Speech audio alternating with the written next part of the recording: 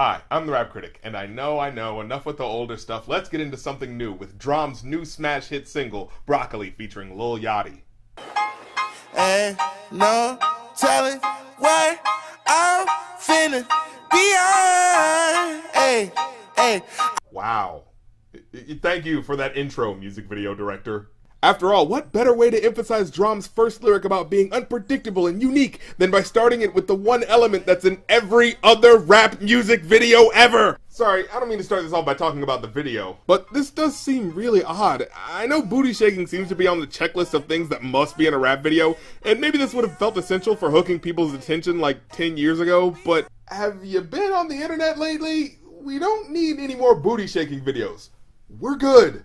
And I know people will say that it's basically become a part of the rap video aesthetic at this point, so of course they're gonna put it in there, but the placement of big booty hoes here feels particularly egregious because, well, they're not in a strip club or a sexy pool party or anything, they're just standing in some random stream.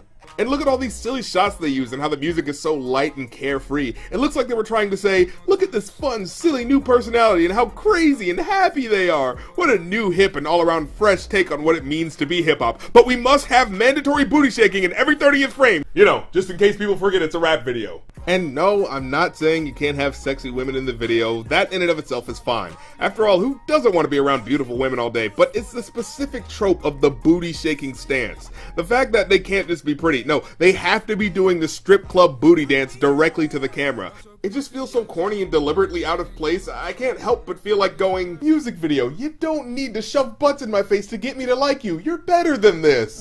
No, I'm not. Okay, but let's get to the rappers, because as I remember, D.R.A.M is actually a pretty cool personality to vibe to. He's got this fun, slippery flow that slides through and feels like he's more just thinking of things as he's going along. Couple summers later, I got paper. I acquired taste for salmon on a bagel with the capers on a square plate. In what other mainstream rap song would a guy not be bragging about how many chains he's got or how many rings he's wearing? But instead, note that access to money expanded his taste palette to salmon on bagels. It's not even something that sounds that expensive. It just sounds like something he probably never thought to try before until he started going on the road to different places. All I wanted was the fame in every game they made on Sega. I love this. I love this! He doesn't aspire to big cars and gold chains. He's just like, nah, I want to play all the video games I couldn't play as a kid because my mom wouldn't let me.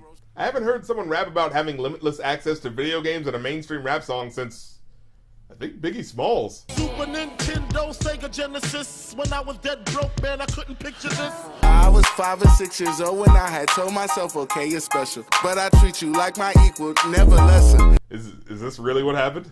As a kid, he apparently told himself straight up, like, hey, you know what? You're quite the special kid. I see some potential in you. But, you know, don't be a jerk to anyone else because they're special in their own way, too. That's some advanced thinking for a 5-year-old. And I love the cheery tone of the chorus, with the synth piccolo playing as he sings along about being mildly annoyed by women while smoking weed. In the middle of the party, bitch, get off me. In the cut, I'm rolling up my broccoli, my weed. Everything this guy's doing just puts a smile on my face. It just sounds great and has the makings of one of the most memorable songs of the past summer. Whispered in my ear, she trying to leave with me. She wanna fall. Say that I can get that pussy easily. Say that I can hit that shit so greasily. So yeah, for D.R.A.M, just the tone and the cadence is so happy and playful. How can you not like it? But before we're allowed to get to any of that, we have to get through Lil Yachty. Hey lil' mama, would you like to be my sunshine? How to describe this guy? Remember Mace and how bored to death he always sounded? I'll be at the bar with too much bubbly. Imagine that, but with autotune. Oh yeah, and the red braids. Because that will hopefully make him look interesting enough to distract me from the fact that he sounds like he's losing a battle with anesthesia. 50 shades of gray, beat that pussy like Ho Hogan. I don't know about y'all, but that doesn't seem to have the enthusiasm expected when talking about replicating scenes from a book about goddamn BDSM. The lyrics don't match the voice is what I'm trying to say. I just did a show and spent the check on my mama. Seriously, did he record this while getting a root canal? What? I don't know, maybe people like this, and I'm the only one who likes my rappers to sound like they're actually interested in the things they're saying, especially over a sunshiny, happy beat like this. But whatever, let's get started and see how he turns the upbeat music set by D.R.A.M into yet another drab bore fest. Hey lil' mama, would you like to be my sunshine? Nigga, touch my game, we gon' turn this shit to Columbine. Whoa! What the hell, man? Why would you even invoke imagery like that? I don't don't think about dead kids in a party song. For those who don't know, Columbine is a reference to a 1999 incident in which 2 high school seniors shot and killed a bunch of other kids in school. Maybe we've reached a time where that doesn't mean anything to anyone anymore, but back in the day, even fucking Eminem had the good sense to not mention a school shooting in his goofy lead single. This is not the song to do that.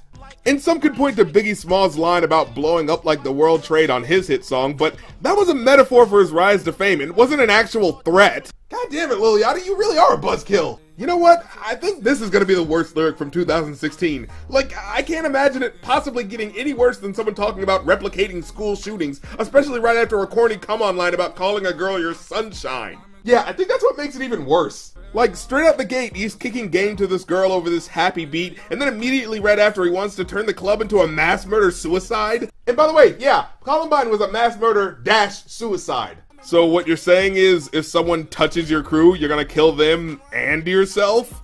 Well, I guess that'll keep gangs from messing with you. Permanently. Ice on my neck cost me 10 times 3. $30,000 for a nigga to get free. Why are you even saying 10 times 3 in the first place when you're just gonna follow it up with 30,000 right afterwards? And 10 times 3 doesn't equal 30,000. Well, I guess it's shorter than the alternative. Ice on my neck cost me 10 times 3. Times 1,000. Beat that pussy like Hulk Hogan. I know you know my slogan. If it ain't about guap, I'm gone. We're not excusing this, are we? Rhyming slogan with Hogan and with gone. He's not getting away with this, is he? Is everyone cool with this? I feel like if so, his fans are treating him like a simpleton. Like, oh, what's the matter? You couldn't find a word to rhyme with slogan? You know, that's okay. Finding words to rhyme is only like half your job. No big deal. Besides, those online rhyming dictionaries can be super tough to navigate sometimes. I'm a real young nigga from the 6th throwing ball. And then he ends it on a completely boring and forgettable line. How fitting. Oh, but you know, Yachty, I don't think that really encompassed the force of personality that you bring to the track. Let's see you say it one more time. I'm a real young nigga from the 6th throwing balls. You know, I think you got one more in you. I think you need to really dig deep down and let the people know just how much you represent your hometown one more time. Real young nigga from the 6th throwing balls. Brilliant, brilliant. Didn't change anything at all for a phrase that didn't even need to be repeated in the first place. Can we please get to D.R.A.M? Seriously, Yachty's verse is like this strange detour from the rest of the music.